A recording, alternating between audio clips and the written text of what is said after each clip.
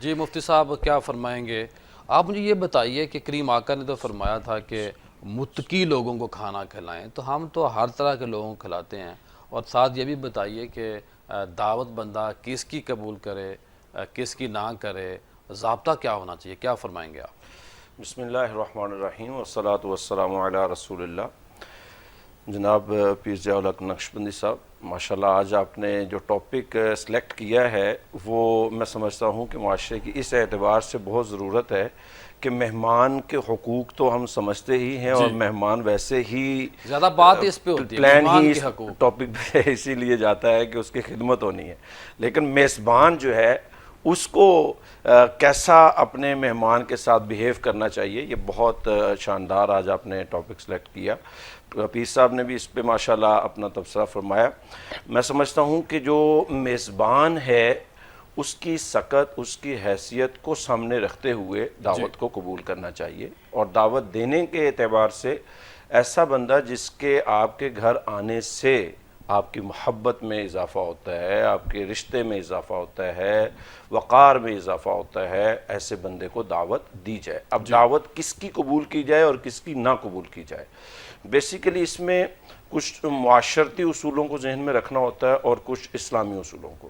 اسلامی اصولوں کو اگر ذہن میں رکھیں تو اس میں یہ ہے کہ جس انسان نے آپ کو دعوت دی ہے، اگر تو اس کی دعوت میں کوئی غیر شرعی معاملہ نہیں ہوگا، اس کا رزق حلال جو ہے اس دیا کا؟ گیا کھانا ہے وہ حلال ہو، تو پھر اس کی دعوت قبول کی جائے، اگر حرام ہے تو نہ کیجیے۔ اگر وہاں پہ کوئی حرام کام وہاں پہ انجام دینا ہے، کوئی موسیقی ہے، میوزک ہے، یا جوا ہے، یا کوئی ایسا شراب نوشی ڈرنکنگ ہے، تو بھی اس کی دعوت کو قبول نہ کیا جائے۔ بے شک۔ اور اگر جو آپ کو کھانے پہ بلا رہا ہے، اگر وہ کھلانے کو آپ پر احسان سمجھتا ہے اور کل کو آپ کو وہ احسان جتلائے گا، تو پھر اس کی دعوت کو قبول نہ کرنا بھی بہت سنت ہے۔ اچھا پوائنٹ ہے یہ۔ اور اسی طرح شرعی اعتبار سے یہ چیزیں تھی، معاشرتی اعتبار سے دیکھیں اگر تو جس انسان نے آپ کو دعوت کے لیے بلایا، اگر اس کا اس دعوت کے پیش نظر مفاد ہے، کوئی بزنس ڈیل ہے یا کوئی ایسا کوئی ہے جو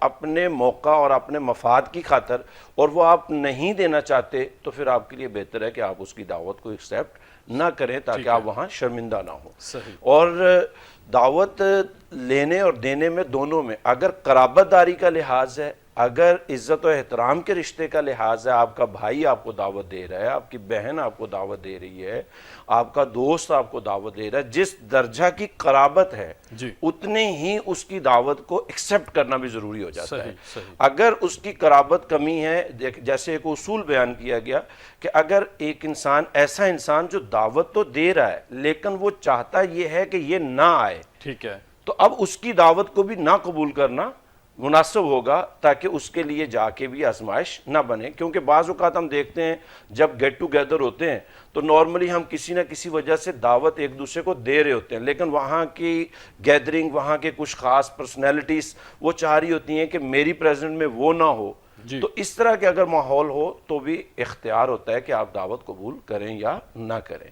دعوت جی، دینا اور دعوت پہ جانا یہ دونوں ہی سنت ہے۔ صحیح۔ دعوت دینا ہم اپنے آقا کریم صلی اللہ تعالیٰ علیہ وسلم کی سیرت سے دیکھتے ہیں کہ آپ نے کیسے کیسے لوگوں کو انوائٹ اور کب کب کیا، جی، اور ان کو پھر انوائٹ کر کے، ظاہر ہے نبی علیہ الصلوۃ والسلام کی دعوت کو کون ریجیکٹ کرے گا، جی، ٹھیک ہے، وہ تو سعادت کی بات ہے۔